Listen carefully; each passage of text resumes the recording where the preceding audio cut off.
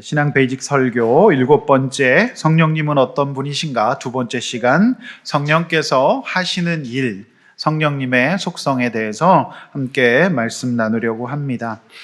장로교 고신측의 이종규 목사님의 새가족반이라고 하는 책이 있습니다. 이 분야에 관심 있는 목사님들이 입소문을 타고 굉장히 주목받고 있는 책인데요. 이 책에서 성부, 성자, 성령 삼위 하나님을 설명하는 것으로 이 책이 시작됩니다. 이 책에 이렇게 나와 있습니다. 삼위 하나님은 서로를 사랑하심으로 창세전부터 행복하셨습니다. 하나님께서 당신의 흘러넘치는 사랑과 영광을 드러내기 위해 세상을 창조하셨지만 인간은 스스로 그거를 거절했습니다. 이후 하나님은 해결책으로 성자 예수님을 보내셨고 예수 그리스도 안에 있는 자기 백성들에게 다시 이 행복과 복을 누릴 수 있도록 허락하셨습니다.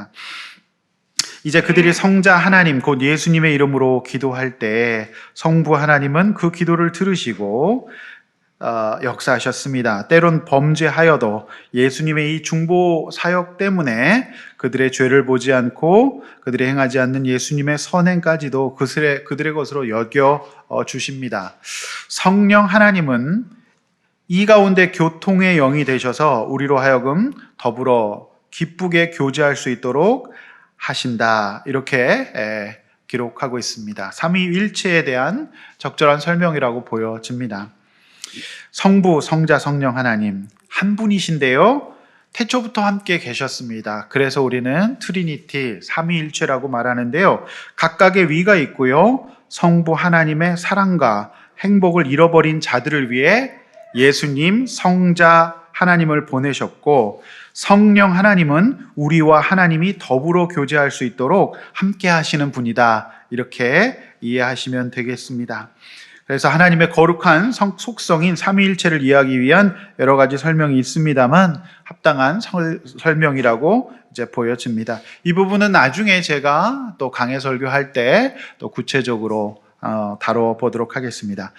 자, 지난주 우리는 성령님은 어떤 분이신가 첫 번째 시간으로 성령을 따르는 삶의 기초에 대해서 말씀드렸습니다. 그 기초는 평생 나를 지배해온 육체의 욕망과 특별히 부정적 정서 습관을 거부하고 옛 모습 그대로 받아들이기보다는 부인하며 성령님과 동행해야 된다고 제가 말씀을 드렸습니다. 기억하시죠? 자, 오늘은 두 번째 시간으로 구체적으로 성령이 하시는 일과 그분의 속성에 대해서 말씀을 드리려고 합니다.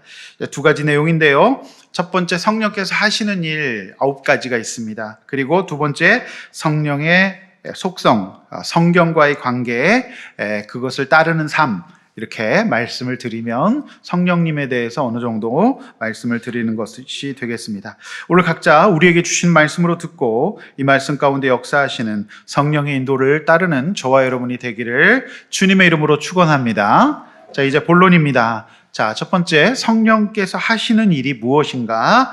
자, 요한복음 14장 16절, 우리 어린이 청소년들 큰 소리로 읽어보세요. 시작. 내가 아버지께 구하겠으니 그가 또 다른 보혜사를 너희에게 주사 영원토록 너희와 함께 있게 하리니. 첫 번째 성령님이 하시는 일은 우리 안에 내주하십니다.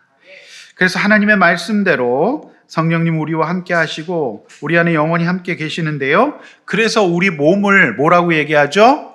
성전이다, 이렇게 얘기합니다.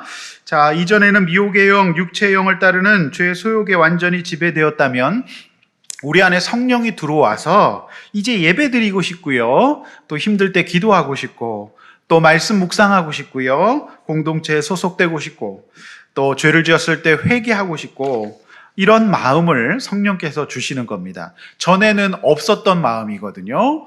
또 죄 가운데 있더라도 죄책감 하나님 앞에 회개하고 싶고요. 내가 이렇게 살면 안 되지, 이런 생각이 들게 됩니다.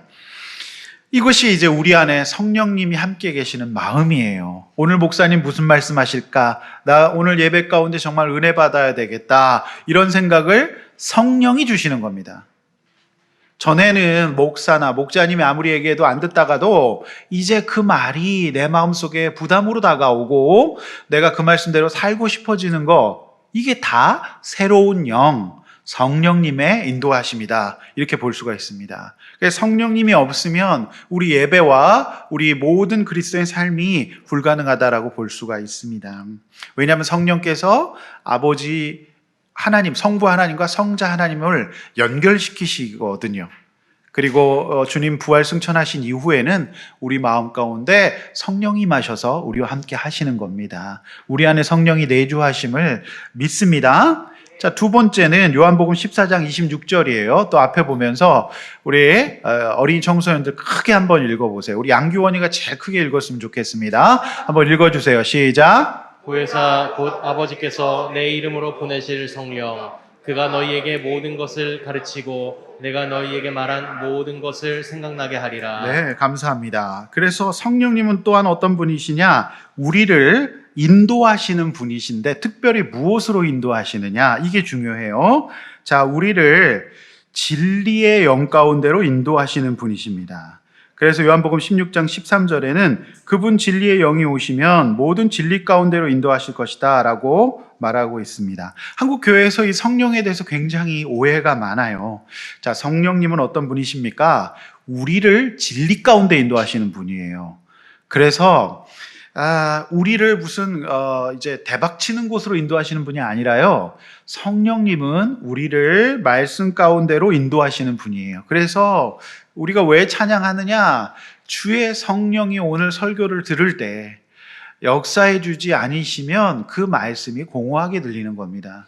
여러분의 마음을 치고 또 말씀을 전하는 저도 성령에 의지하지 않고는 그렇게 설교할 수가 없는 거죠.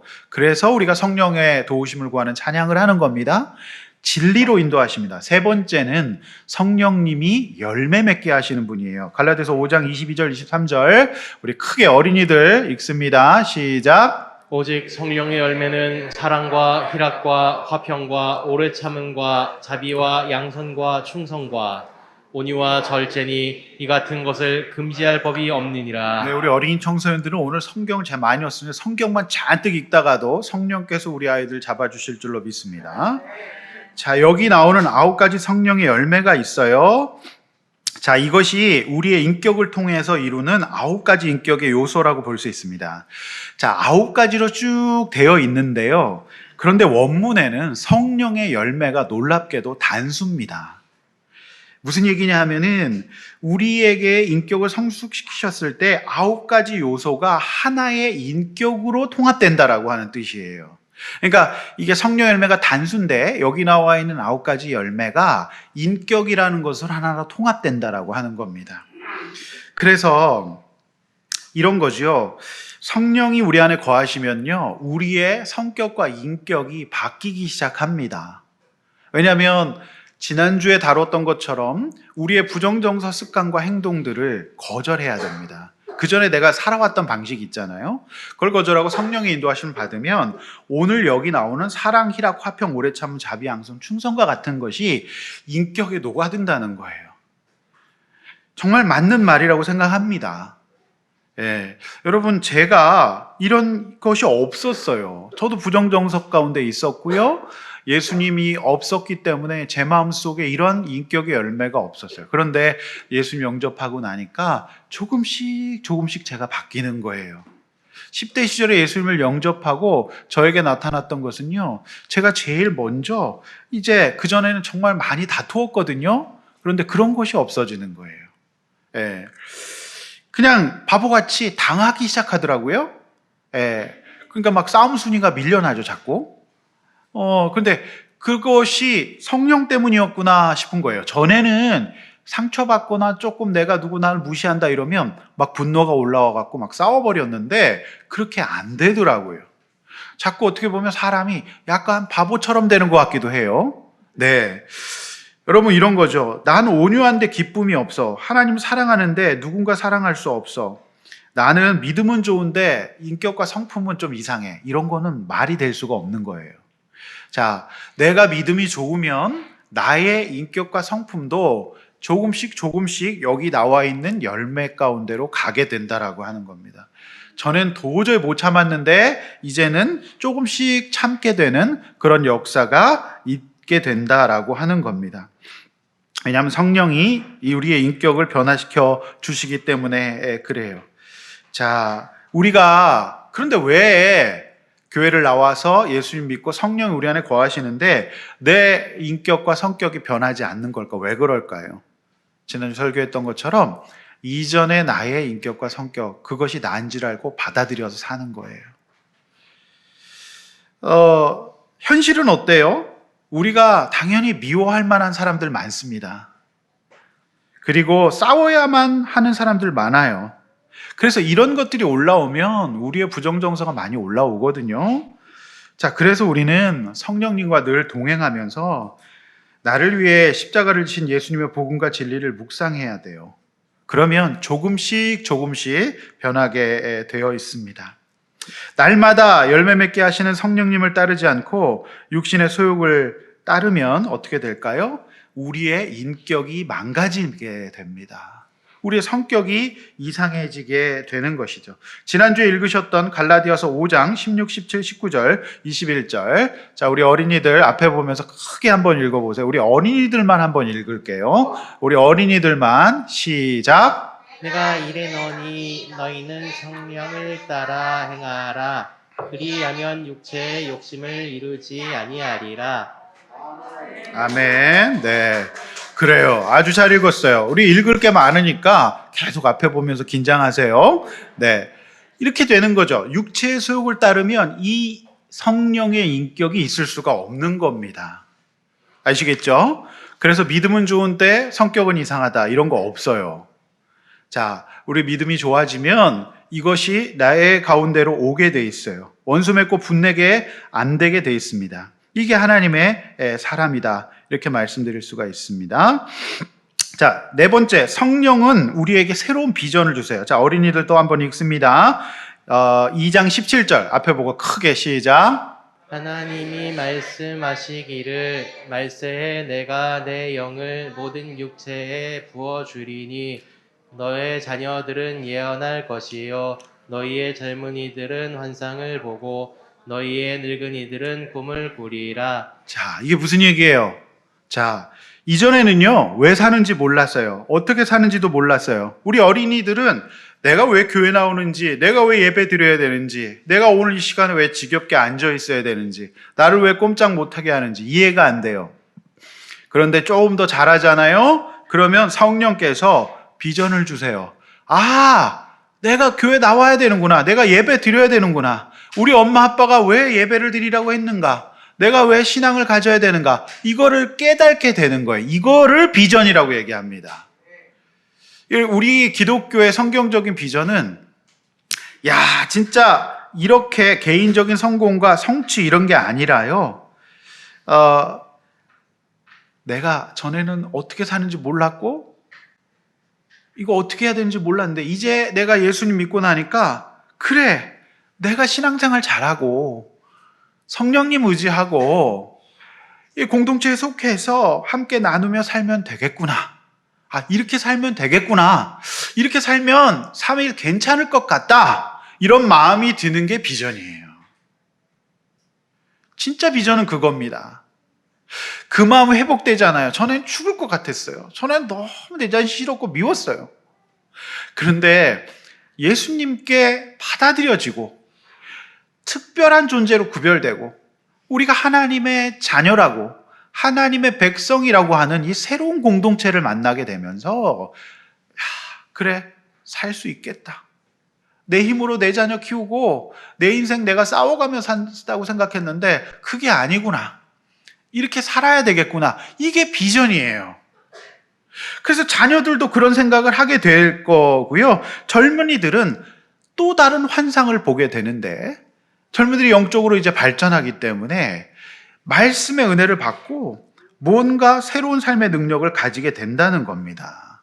이게 성령의 역할이에요. 그리고 다섯 번째, 성령은 또한 능력을 주세요. 자, 빌립보서 2장 13절 어린이만 읽습니다. 우리 어린이들 빌립보서 2장 13절 크게 읽어요. 어린이들만 시작. 너희 안에서 행하시는 이는 하나님이시니 자기의 기쁘신 뜻을 위하여 너희에게 소원을 두고 행하게 하시나니. 아우, 잘했어요. 박수. 너무 잘했어. 계속 읽어야 돼. 계속 있어. 양규원이 계속 읽어야 돼. 양규원 소리 제일 크다. 야, 너무 잘했어, 규원아. 나 계속 읽을 거야. 목사님도 계속 시킬 거니까 잘 봐봐. 자, 성령의 능력은 우리가 이렇게 비전을 품고 살 때 내 힘으로는 우리 못할 것 같거든요. 포기하고 싶어요. 그런데 성령께서 힘 주시고 새로운 마음을 주십니다. 이게 이제 성령님의 힘 주심이에요. 예. 여러분, 진짜 이거가 없이는 우리 살 수 없어요. 요즘에요, 제가 이제 광고한 것도 없는데 계속 청소년 내담자들 부모님들이 저에게 찾아오고 있어요. 어떻게 왔냐 그러니까 그냥 찾아왔대요. 이번 주에도 어떤 어머니가 너무 죽어가는 목소리 우리 딸 살려달라고 찾아오셨어요. 근데 이 딸은 중학교 2학년인데 상담받기 싫죠. 정말 이 세상에서 가장 그 불만 가득한 정말 얼굴로 상담실에 들어왔어요. 그래서 자기는 한마디도 하지 않겠대. 엄마가 오라 그래서 왔다는 거예요. 그래서 이거 적개심 가득한 얼굴로 이거 상담한다고 뭐가 달라져요? 막 이러면서 저한테 막 도발하는 거예요.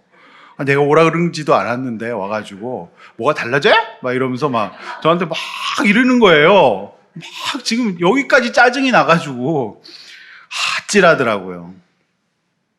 중학교 2학년 여자아이가 학교 체육복 입고 와가지고 왜 저한테 화를 내냐고 계속. 그때 제가 정말 속으로 기도했어요. 성령님, 제가 이 아이 받아낼 수 있도록 도와달라고 힘 주시라고. 근데 입을 안 열어요. 그래서 그때 저에게 주시는 마음은 이 아이가 진짜 너무 힘드는데 한 번도 용납을 못 받고 공감 못 받아봐서 그러는 것 같다는 마음을 주셔서 속으로 기도했어요. 하나님, 도와주세요.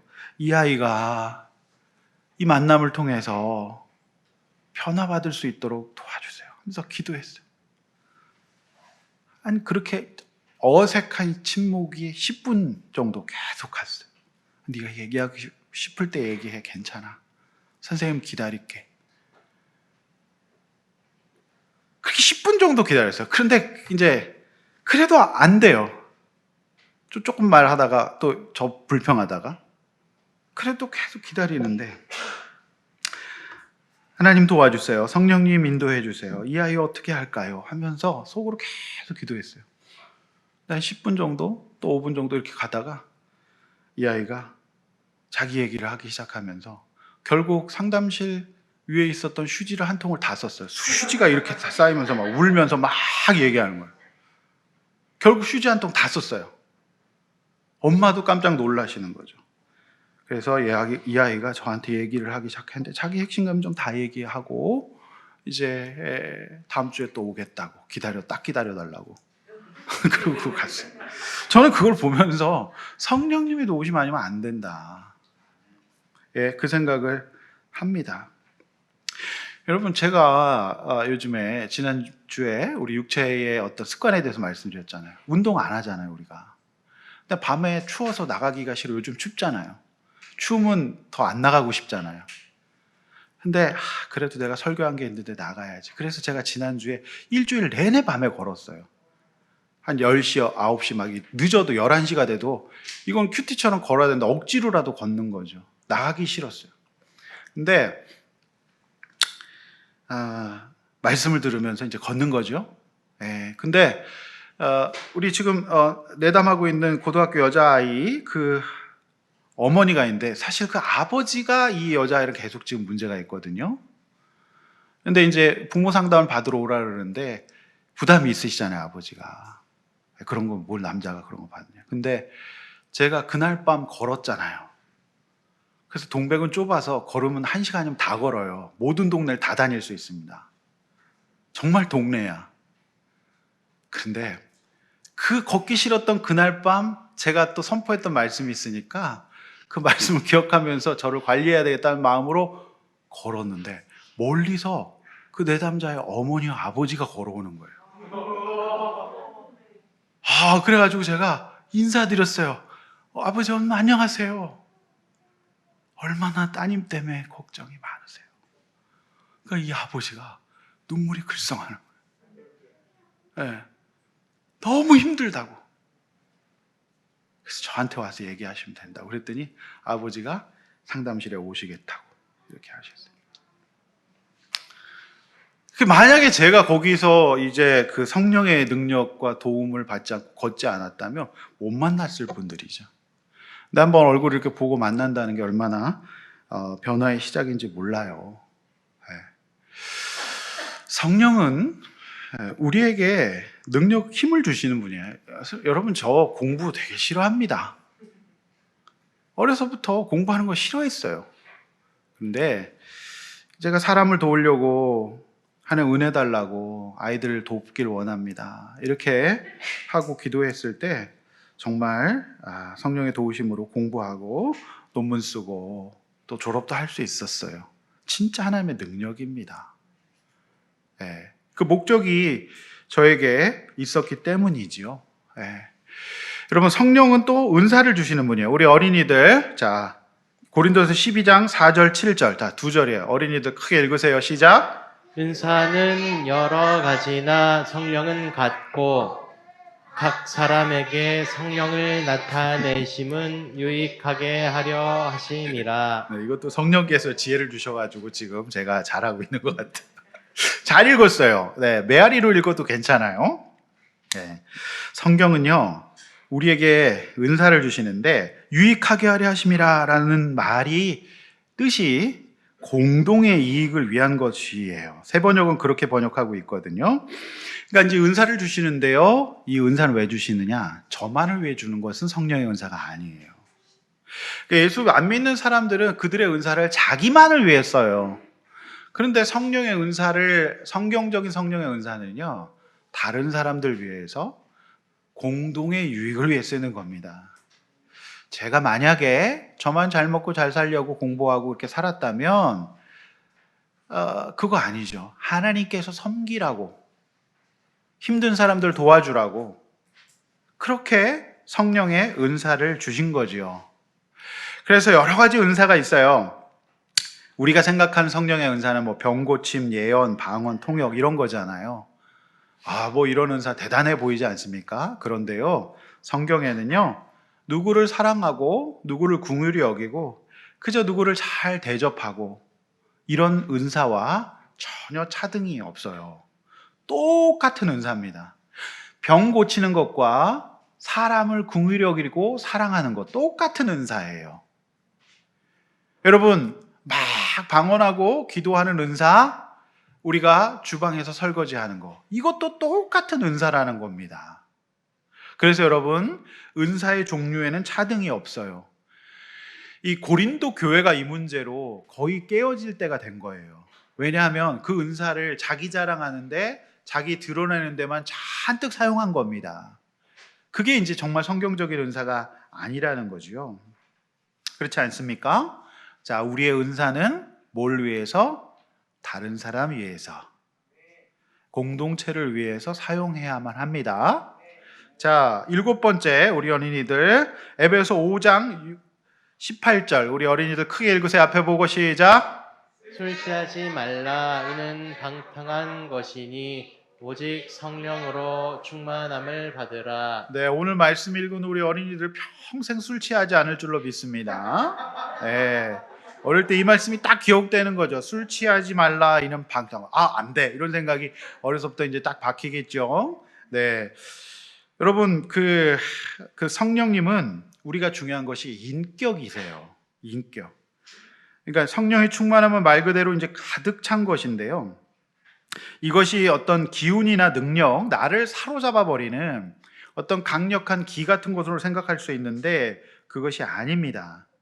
우리 성령님은 이제 인격이신데요. 성령으로 충만하다는 것은 내가 우리 성령님과 인격적 관계가 친밀하다는 것을 의미해요. 자, 우리가 이제 그 옛날 청년 시절에 연애를 할 때를 생각해 보세요. 연애하고 친밀해지면 늘 상대를 생각하잖아요. 우리가 그럴 때가 있었다고 믿습니다. 우리가 이제 10대, 20대 시절에 여러분 어른 성도님들 나이가 어쨌든 연애 때가 있잖아요. 그러면 어떻게 생각해요? 늘 그가 또는 그녀가 생각나잖아요. 그래서 이상한 짓 많이 합니다. 막 시를 쓴다든지 막 노래를 부른다든지 별짓 다 해요. 그게 바로 인격과 인격이 만났을 때 늘 서로를 생각하는 거 있죠? 그게 충만함입니다. 그래서 그것이 오래되고 신뢰하게 되면 사랑하게 되잖아요. 그리고 두 사람이 같은 마음과 생각을 지니게 돼요. 이게 성령의 충만함과 비슷해요.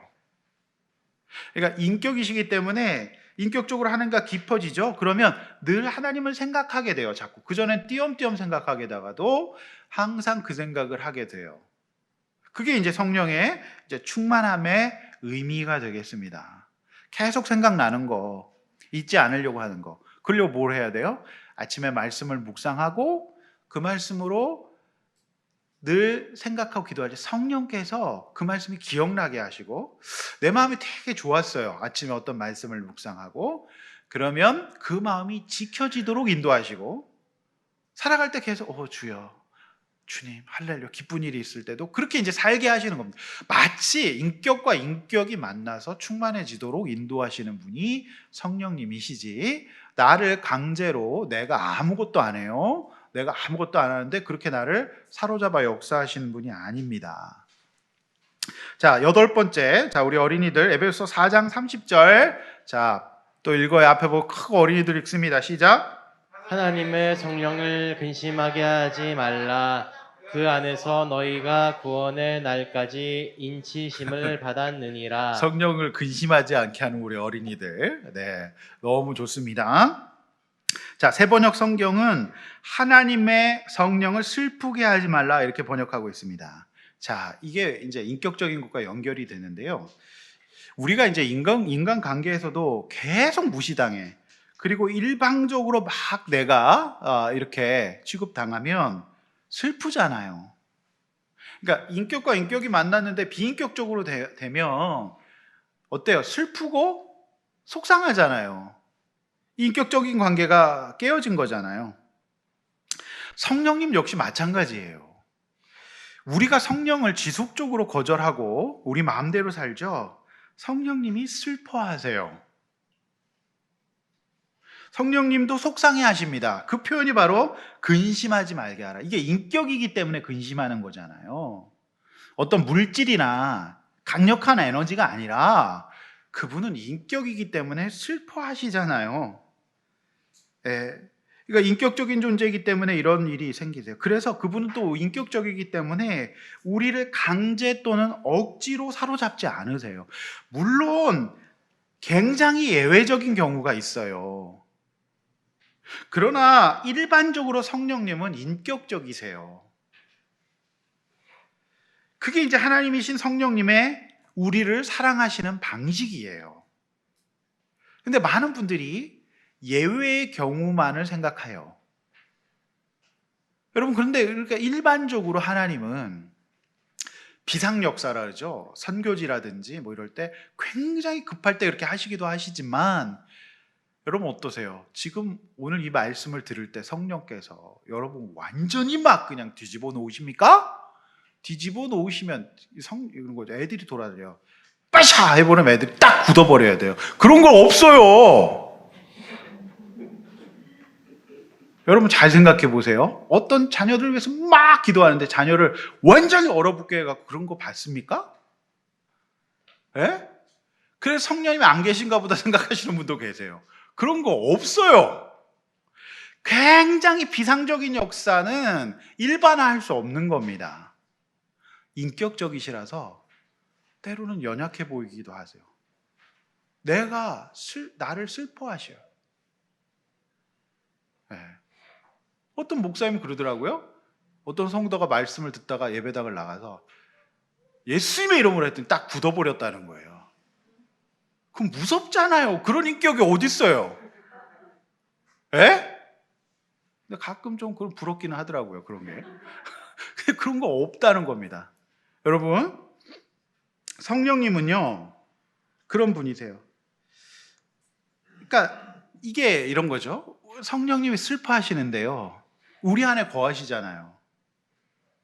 여러분, 그래서 우리가 지속적으로 성령님 그 어떤 그리스도인답게 살지 않으면 성령께서 슬퍼하심으로 우리의 영혼이 가라앉아요. 의외로 많은 그리스도인들이 예수를 믿어도요, 삶에 기쁨이 없고 재미도 없고 심지어 우울하고 고통스럽다고 하는 경우가 많잖아요. 왜 그럴까요? 우리 속에 성령님이 침묵하시고 슬퍼하시기 때문에 그래요. 그래서 어려운 환경 속에서도 성령님의 인도, 특별히 이 말씀, 아까 얘기했던 9가지 열매, 이런 것들의 캐릭터를 주님 앞에 달라고 기도하시고, 그 말씀을 묵상하고 살아갈 때 우리가 회복되고 행복할 수가 있어요. 이거는 이제 심리적인 거 빼놓고 영적으로 마음의 다운을 설명하는 방법일 수 있겠죠. 저는 이게 맞는 것 같아요. 우리가 영적으로 회복되고 성령님의 인도하심을 받으면 우리가 이렇게 근심하지 않을 수 있어요. 여러분, 제가 이렇게 설교를 해도요, 모든 성도님들이 이 말씀을 듣고 순종하지 않아요. 목사의 말을 정말 영적으로 권면을 드려도 안 들으실 수 있어요. 제가 대신 이렇게 해드릴 수는 없거든요. 그때 어떻게 해야 될까요?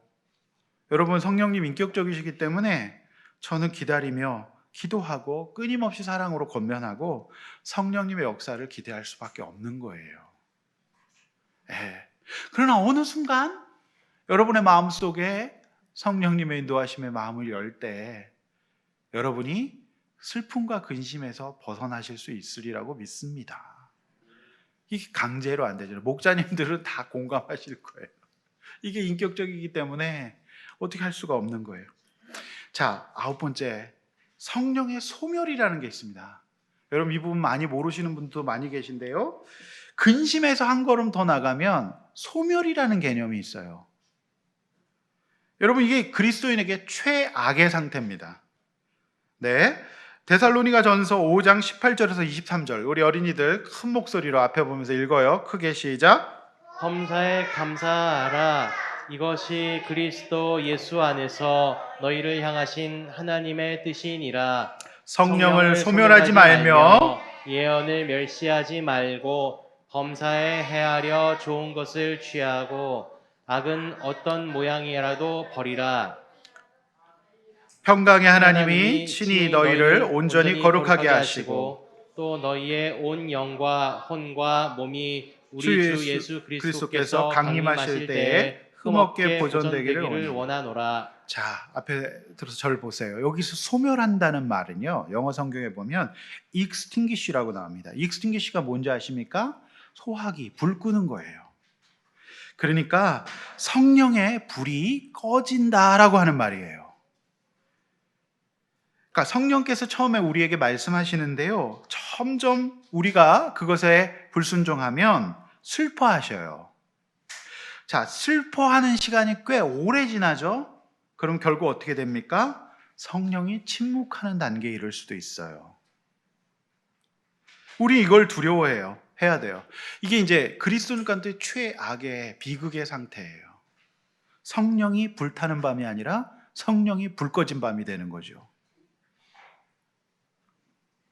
제가 가장 두려워하는 것은 우리 교회 성도님들 가운데 이 성령이 불 꺼진 모습이에요.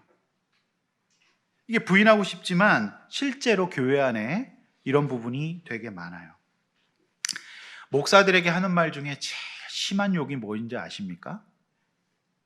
성령 받지 말고 목회하라예요. 이 굉장히 심한 거거든요. 근데 이제 로마 카톨릭의 이 두 교황의 이야기를 다룬 두 교황이라고 하는 영화가 있습니다. 근데 그 교황이 사임을 생각하면서 이런 얘기를 해요. 대사가 이래요. 사일런스.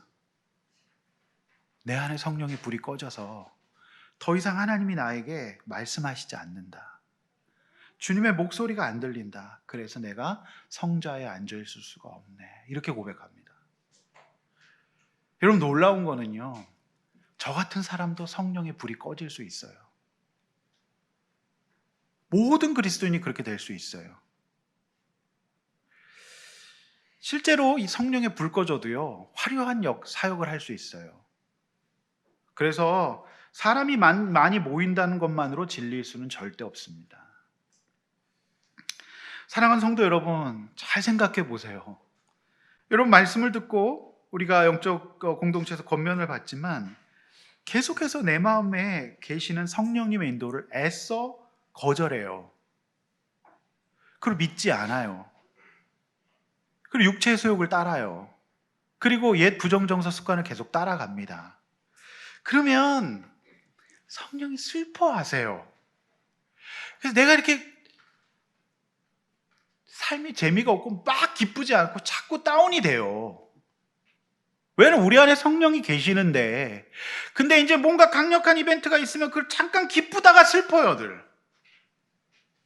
이게 이 기간이 오래 되잖아요. 그러면 냉담이 시작돼요. 냉담. 그래서 그 다음에 이제 성령님이 드디어 침묵하실 수도 있어요. 이게 왜 그러느냐? 되게 이제 성령님이 인격적이시기 때문에 그래요. 자, 이 증상이 쉽게 일어나지는 않아요. 쉽게. 왜냐하면 성령님은요, 냉담에 들어갈 때까지 끊임없이 인내하시고 예배를 통해서 말씀하시고 여러분들이 냉담해지지 않도록 계속 역사하세요. 그런데 도전하십니다. 그래서 냉담, 여기 성령이 불 꺼진 상태가 될 때까지는 굉장히 오랜 시간에 그렇게 살 때 이런 현상이 벌어질 수 있어요.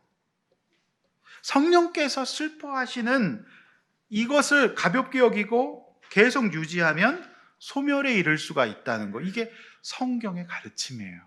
분명히 여러분 말씀 읽으셨잖아요. 그러면 어떻게 해야 될까요?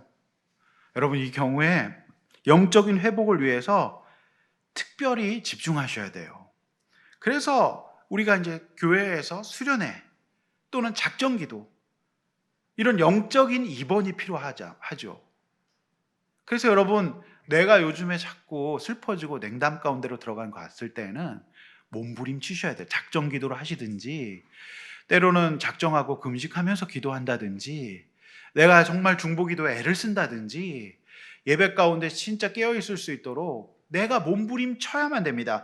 그럴 때 다시 내 안에 성령님이 다시 불붙을 수 있어요. 그래서 이제 우리가 코로나가 되면서 이 수련회를 이제 못하게 되고 이런 일들이 계속 생기잖아요. 그래서 여러분, 우리가 왜 공동체 모일 때 그렇게 참여하시라고 애를 하냐면, 냉담하면 참여하고 싶지 않거든요. 어떻게 하든지 성령의 불을 붙여드리려고 그러는 거예요. 젖어 있기 때문에. 같이 살아나자고. 네. 그리고 제가 기도하고 예배를 준비하거든요. 그 예배를 통해서 어떻게 하든지 다시 냉담의 상태에서 벗어나도록 제가 소리도 지르고 기도도 하고 찬양도 하고 말씀 끝난 다음에 간절히 기도도 하고 그러는 거죠. 예. 저도 그냥 저 학교에서 강의할 때 이렇게 안 합니다. 뭐하러 얼굴을 붉힙니까? 차분하게 하죠. 예. 여러분, 이게 참 그래요. 매년 연말에 서울대 소비자학과 김난도 교수 아시잖아요. 이분이 이제 그 트렌드 코리아 책은 매년 연말마다 많이 팔리고, 기업하시는 분들, 상품 개발하는 개발자들은 이거 보고 다 개발해요. 그래서 이분이 2022년에 트렌드를 오롯이 스스로 책임지는 나노 사회라고 분석했거든요. 그래서 그 관련된 산업, 플랫폼 사업이나 배달, 이런 것들이 굉장히 올해 잘 됐지 않습니까? 혼밥 이런 것들 나왔잖아요. 근데 이제 교계에서도 이제 목사님들이 그러면 교계에도 이런 게 있어야 된다 해서 이제 트렌드, 한국 교회 트렌드 2030이라는 자료책이 굉장히 두껍게 나왔어요. 그래서 제가 이제 그 책을 쭉 분석하며 읽었는데, 제 눈에 가장 크게 띈 것이 뭐였냐면 두 가지. 플로팅 크리스찬이에요. 둥둥 떠다니는 겁니다.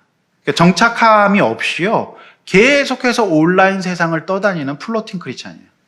플로터가 뭐냐면 비행기 아래 이제 물에 내릴 때 다는 그 수상스키 같은 거 있잖아요. 그걸 플로터라고 그러거든요.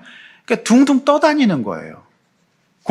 어떤 안정과 정착 없이. 플로팅 크리스찬이 굉장히 많아지고 지금 100% 크리스찬이었다면 좀 한 40%에서 50%까지 플로팅 크리스찬이다. 특별히 대형 교회를 중심으로. 그렇게 이제 되고요. 제가 이제 또 하나 주목했던 것이 SBNR이라고 하는 개념이에요. 이게 뭐냐면 SBNR 어렵지 않습니다. Spiritual but not religious. 그러니까 영적이지만 종교적이지 않은 사람들이 생기는 겁니다. SBNR. 예. 그러니까 종교란에 기독교라고 적지만 내가 종교 활동을 하지 않는, 나는 하나님 믿는다 그래요. 그리고 위기 어려우면 기도도 해요. 그런데 종교적이지 않아요. 이런 대표적인 사례의 사람들이 유럽과 미국의 그리스도인이에요. 교회는 안 나가요. 그리고 어떤 공동체도 없어요. 그런데 나는 늘 영적이에요. 기독교라고 적어요. 기독교식으로 문화는 갖고 있지만 종교적이지 않아요. 이웃과 공동체와 서로 섬길 이런 거 없어요.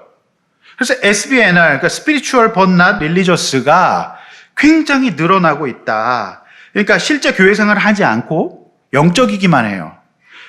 그래서 종교 활동에 소극적이에요. 이렇게 이제 된다는 것이죠. 그래서 이 자료집에 보면 SBNR이 늘어나기 때문에 특별히 코로나 이후에, 그래서 포스트 코로나 시대 이후에 정말 중요한 것이 소그룹이에요. 그래서 여기에 소속되어서 우리가 살지 않으면 떠내려갈 수가 있다. 플로팅할 수가 있다. 정말 위기다. 이렇게 말하고 있는 거예요.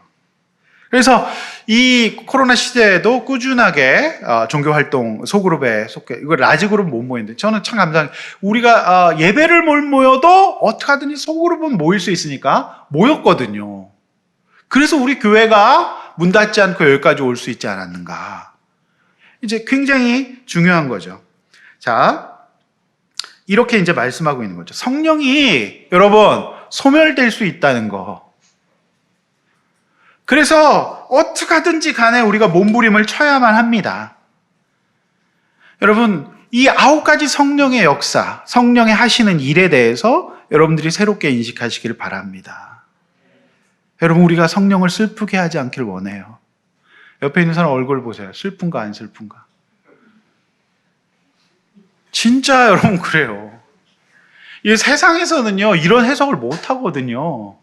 내 안에 성령이 슬퍼하시는데 어떻게 우리가 인생이 즐거울 수 있어요? 그런 거 없어요. 최종적인 회복은 뭡니까? 결국에는 진리 가운데로 인도하시는 성령 충만함으로 가야만 하는 것입니다. 여러분, 이거 계속 거절하시면 성령의 불 꺼질 수 있어요. 익스팅기시, 꺼질 수가 있어요.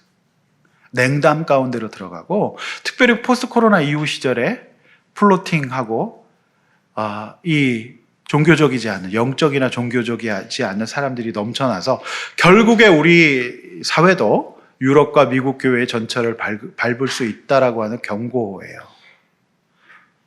여러분 잘 생각해 보세요. 우리가 이렇게 하나님 앞에서 성령의 인도하심을 받고 정말 늘 깨어있지 않으면 우리는 사실상 그냥 모태신앙, 그냥 교회는 다녔지만 전혀 우리의 삶 가운데 성령이라고 하는 것은 없는 사람이 될 수도 있다. 그래서 우리는 기도하고 따릅니다.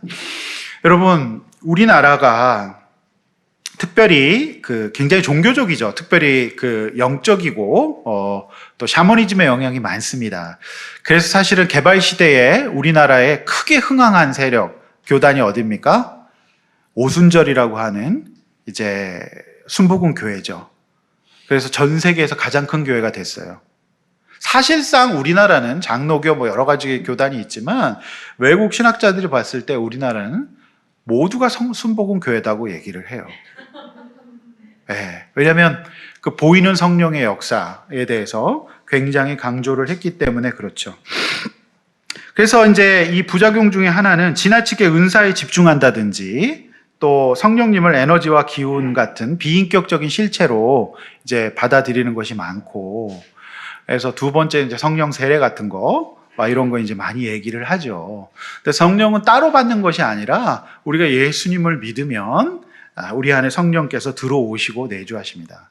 근데 이런 말씀들을 하도 많이 받았고 우리나라 교계를 굉장히 그렇게 받기 때문에 강력한 성령에 대한 어떤 그것이 있지만 사실 성경은 성경을 인격이라고 가르치고 있어요.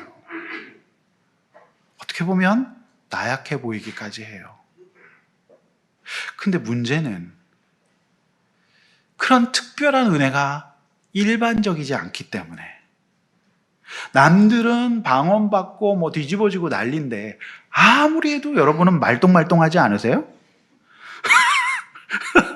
좀 그러신 게 있죠? 예. 그게 왜 그러냐면 성령이 인격적이시기 때문에 그래요. 예. 슬퍼하시고 소멸되는 이미지가 있다는 겁니다.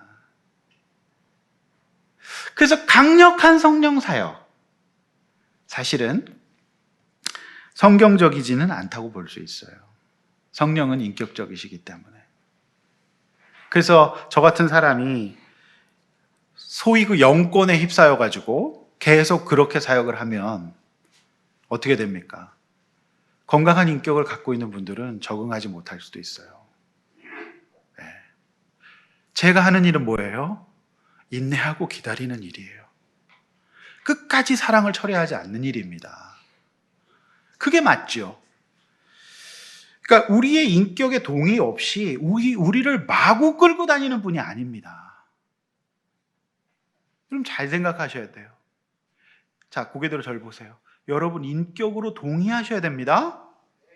여러분 인격으로 동의하지 않으면 여러분 하지 않는데 막 끌고 다니지 않아요. 여러분 하나님 기다리십니다. 근데 그게 참 안타깝죠. 슬퍼하시는 게 보이는데 그리고 이제 이 마음속에 성령의 열매가 아니라 육신의 열매, 관계가 깨어지는 것이 보이잖아요. 그런데 어떻게 해요? 성령님이 예배를 통해서 기다리세요. 세미한 음성을 통해서. 그게 하나님이 우리를 사랑하시는 방법이에요. 만약에 우리가 그렇게 하나님의 인격적이신 부분이 아니라면 어때요? 여러분 우리 다 벼락 맞아 죽을지도 몰라요. 여러분 이게 기독교예요. 근데 무속은 어때요? 뭐 어떻게 신께 어떻게 하면 막 병이 걸린다든지 뭐 어떻게 하면 막 벌 받는 막 이렇게 나가잖아요. 그게 그런 비인격이 어디 있어요? 여러분 우리 성령님은 인격적이신 하나님이십니다. 아멘. 그래서 그리스도의 삶에는 진리와 영이라는 두 가지 축이 있다고 말씀드렸죠. 그래서 이 진리는 성경을 통해서 하나님을 알아가야 돼요. 성령님에 대해서 본다면 성령님이 성경에 어떻게 나와 있는지를 이해하셔야 돼요. 그 다음에 영입니다. 근데 우리 한국교회는 두 가지 치우침이 있어요. 너무 지나치게 성경에 빠져서 성령이나 이런 부분에 대해서 꺼놓고 사시는 분. 소위 이제 고신이라든지 또 굉장히 지적인 신앙을 추구하는 분들이 성령에 대해서는 터부시하는 게 있고요. 또 반대로 굉장히 성령하지만 이게 주관적인 어떤 그 영을 강조하지만 객관적인 진리가 없는 경우. 사실 이런 양극단이 있습니다. 그래서 건강한 신앙은 뭐예요? 두 가지가 균형을 잡아야 돼요. 저는 장로교 목사로서 이런 성경의 성령을 이야기하지만 그것의 유지와 충만함을 또 추구합니다. 그래서 말씀 후 꼭 기도하죠. 그래서 수요일 날 여러분이 다른 교회에 비해서 꽤 설교를 오래 들으세요. 그러고 난 다음에 꼭 그 시간만큼은 합심해서 기도하시는데 굉장히 내가 장로교회 다니고 있다는 거 다 아는데 잘 말씀 들으시고 기도 시간만 되면 주무시는 분들 계세요. 그때는 같이 통성으로 지를 수도 있어야 됩니다. 아시겠죠? 네. 그래서 이 균형이 굉장히 필요하다. 그래서 사도행전은 성령 충만과 말씀 흥왕이 동의어로 쓰이고 있어요. 그래서 성령 충만하다는 것은 진리가 충만하다는 겁니다. 그러니까 우리가 아침에 말씀을 묵상을 잘 하잖아요. 그러면 어때요? 그 말씀을 꼭 제대로 묵상했으면 성령께서 그 말씀의 이미지를 나로 꽉 붙들어 주세요. 그래서 하루를 굉장히 상처받지 않고 성령에 근심하지 않게 하고 잘 살아갈 수가 있게 인도하시죠. 그런 의미에서 참 우리 교회는 귀해요. 우리 작은 교회지만 이 진리의 영 가운데 가기 위해서 끊임없이 양육이 이루어지고 있어요. 예. 이번 주에 어제도 우리 목자님 부부가 멀리 남양주서부터 와서 부부가 애들 막 계속 이제 심심해서 뛰어놀고 부부가 양쪽에서 양육을 하는데 참 귀해 보였어요. 그 감사한 일이죠. 어떻게 하든지 우리가 진리 가운데에서 성도를 세우고 다시 근심하고 있던 상태 또는 소멸되어 있는 상태에서 깨어지도록 우리가 붙들고 있는 거거든요. 너무 감사합니다. 예. 여러분, 그래서 성경을 캐논이라고 하잖아요. 진리의 잣대, 성경이 진리의 잣대라고 하는 뜻이 이제 되겠습니다. 그래서 여러분, 이런 설교를 들으실 때 성령께서 나에게 주시는 말씀으로 들어야 됩니다. 그러니까 늘 사고를 집중하셔야 돼요. 마음을 여시고 오늘 하나님께서 나에게 어떤 말씀을 주실까? 이렇게 정서적으로 열려 있으셔야 말씀을 잘 들으실 수가 있습니다. 여러분, 우리가 기도하면 일상에서 성령의 인도하심을 잘 받아야 돼요. 왜냐하면 수시로 우리의 속사람이 올라오기 때문이죠. 우리가 천국 가기 전까지 발을 딛고 살 때에는 계속 이 부분이 있을 수밖에 없어요. 그래서 예민하게 깨어 있으셔야 됩니다. 그런데 이제 우리가 이 성령님을 잘못 사용하면 내비게이션으로 사용할 수도 있어요. 쪽집게 점장이처럼 일로 갈까요? 절로 갈까요? 우측 이런 거 없어요. 누구랑 결혼할까요? 뚝뚝뚝 누구 이름이 나오고 이런 거 없어요.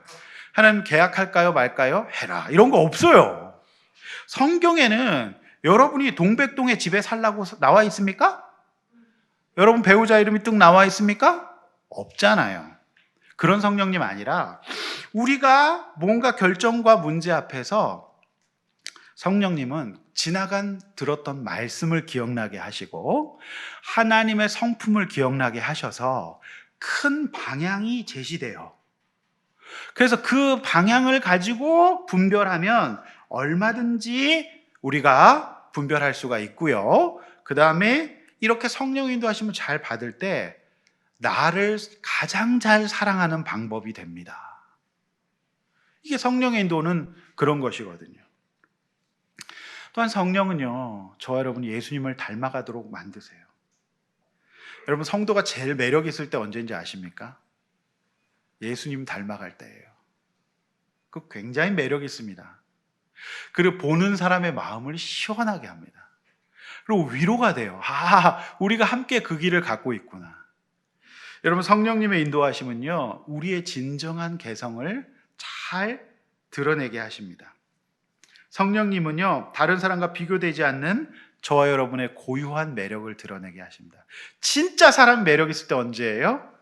성령 가운데 다 깨어 있어서 자기 사랑을 하고 성령의 열매를 맺어가는 모습 보면 진짜 멋져요. 우리 옆에 있는 분들 보세요. 멋진지 안 멋진지.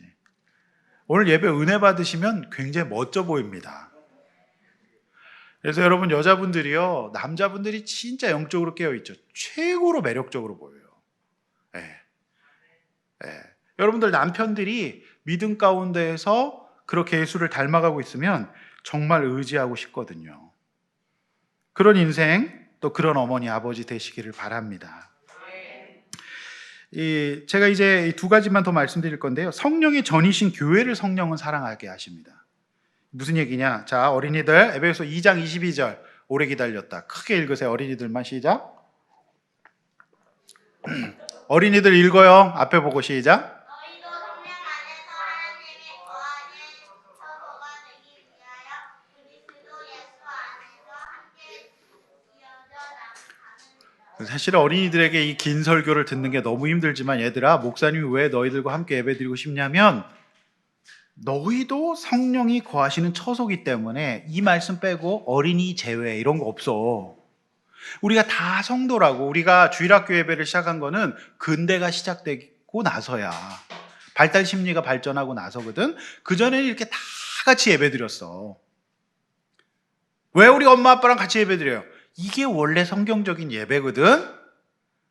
너네가 싫어하는 학교가 생긴 다음에 이게 생겼어. 응? 너희도 귀한 성령의 전이기 때문에 함께 예배드리는 거죠. 자, 성령님이요, 우리 가운데 거하시죠. 변화가 생기는데 목장을 사랑하고 교회를 신경 쓰고 교회가 소중한 삶의 부분으로 들어가게 됩니다. 그게 성령이 하시는 일이에요. 그런데 요즘에 여러분 어때요? 플로팅 크리스찬과 영적이지만 종교적인 사람들 어때요? 교회를 소중히 여기지 않아요.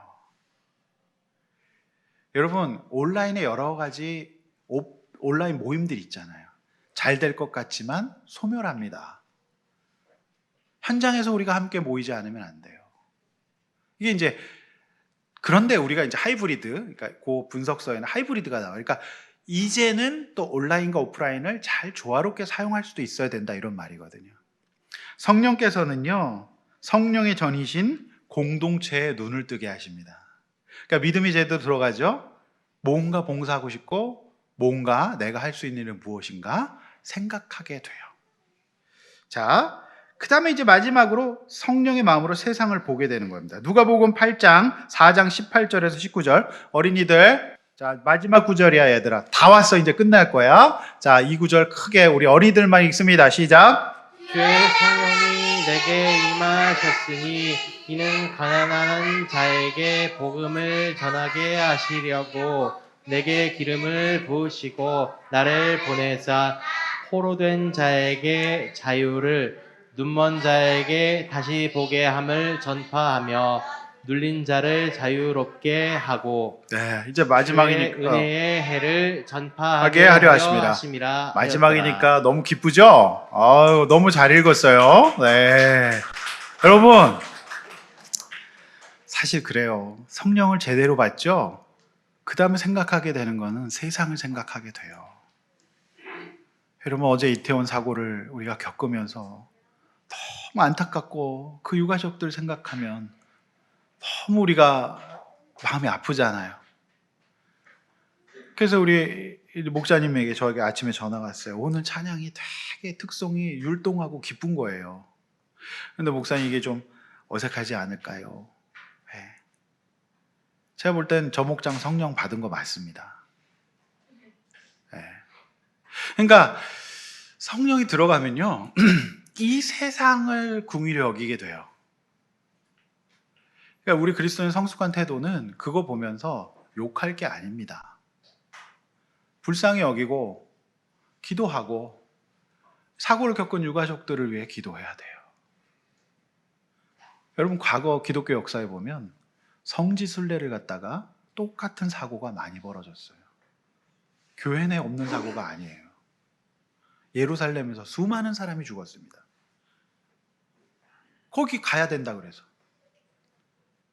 그러니까 이걸 보면서 어때요? 성령이 내게 임하시면 가난한 사람들 생각하게 돼요. 이게 이제 세계관이라고 하는데요. 성령 제대로 받으면 내가 속한 직장에서, 내가 속한 학문 영역에서, 나의 전공 분야에서 내가 어떻게 살아야 될지를 생각할 수밖에 없어요. 이게 기독교 세계관이에요. 정치, 경제, 사회, 문화 속에서 하나님 나라를 선포하면서 그리스도인답게 살아가는 겁니다. 그게 저와 여러분이 해야 될 일이에요. 성령이 임하면 아직 예수님을 모르고 성령의 불이 꺼지고 아예 성령에 대해서 모르고 있는 분들, 슬퍼하고 있는 분들, 성령이라고 하는 성부, 성자 하나님과 연결시키시는 이 영에 대해서 아예 꺼져 있어서 그 인생과 그 얼굴이 슬프고 우울하고 괴로운 이상 사람들에 대해서 긍휼히 여김을 갖게 되고 내가 이 땅 살아가는 목적이 이 세상 가운데에서 하나님의 나라를 전파하고 그 속에서 하나님을 선포하는 사람이 되도록 인도하시는 게 성령의 일이십니다. 할렐루야. 그래서 이제 말씀 맺어요. 사랑하는 성도 여러분, 회사에는 수습사원이 있잖아요. 있습니까? 없습니까? 군대에는 훈련병 있습니까? 없습니까? 그런데 수습을 떼고 훈련병을 떼고 정직원이 되고 이제 내공을 쌓아 승진해야지 되잖아요. 그런데 평생 수습사원, 평생 훈련병일 수는 없지 않나요? 우리 신앙생활도 마찬가지예요. 우리가 우리 안에 계시는 성령님을 따라 행하지 않으면요, 여러분 평생 수습신자입니다. 여러분은 홍세 평생 수습신자, 평생 훈련생 아닙니까? 이 말이 여러분의 마음을 칠 수 있기를 바라요. 평생 수습사원, 평생 훈련병 없어요. 그런데 이 시대는 예수님 오시기 전까지 성령을 보혜사 성령님을 보내셨어요. 근데 진리의 영이신 성령님, 말씀 없이, 성령님의 도우심 없이 그냥 똑같이 산다면 여러분 평생 수습신자입니다. 우리 그런 사람 될 수는 없어요. 우리는 이 성령님의 도우심을 받아 장성한 분량, 곧 예수님과 같은 모습에 다다를 수 있다고 성경은 말합니다. 그 일을 성령님이 해주실 거고, 너무 감사하게도 우리 아들람 교회는 점진적이지만 조금씩 예수님을 닮아가는, 성령님이 그 안에 보이는 매력적인 모습으로 변화되는 성도를 볼 수 있기 때문에 감사해요. 뭘 통해서 하십니까? 공동체를 통해서 하시잖아요. 그럼 우리 교회는 작지만 유의미한 사역을 하고 있다고 믿습니다. 제가 지금 한 3-4가정 놓고 전도하려고 지금 계속 기도하고 있어요. 여러분 성령이 불 꺼지고 성령이 뭔지 모르시는 분들이 오실 거예요. 근데 제가 안타까운 거는 그것에 오히려 전염이 되시는 목원들이 계실까 봐 걱정이거든요. 그러시면 안 돼요? 예? 우리는 응급실 같이 잘 성령의 불을 붙여드리면 되는 거예요. 아시겠죠? 네. 그래서 인격적이신 성령님이 여러분들이 예배를 통해서 늘 여러분이 불 꺼지지 않도록 인도하실 겁니다. 오늘 예배는 성령께서 인도하신 예배인 거예요. 그래서 그거에 대해서 인식하시고, 우리가 이런 것들을 몰랐던 수 있어요. 네. 그래서 이 연말에 이제 제가 다음 주에는 이제 공동체에 대해서 교회, 그죠? 그래서 연말에 정말 우리 베이직을 쫙 다 정리하고, 예? 우리 종말까지 갈 거거든요. 종말론까지. 그래서 정말 우리가 이것들 정리하고, 정말 새해에는 수습신자가 아닌, 훈련신자가 아닌, 적어도 이 일병, 상병은 됩시다. 상병장 돼야죠. 여러분 각자 영적 계급이 어느 정도 되시는지도 한번 목장에서 나눠보세요. 네? 오늘 이제 오늘 휴가 나왔는데 일병이에요. 아직도 일병이야. 네. 근데 이제 훈련병은 아니잖아요. 그죠? 네. 그래서 우리 영적 상병장이 됩시다.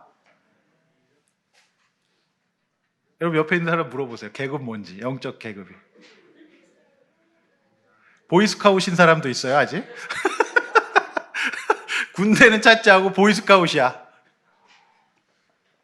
적어도 오늘 이 베이직을 마치는 연말에 되어서 새해에는 우리가 영적 계급장 이제 최소한 1병은 달고 장교까지 갑시다. 왜 아멘이 없어요? 장교 돼야죠.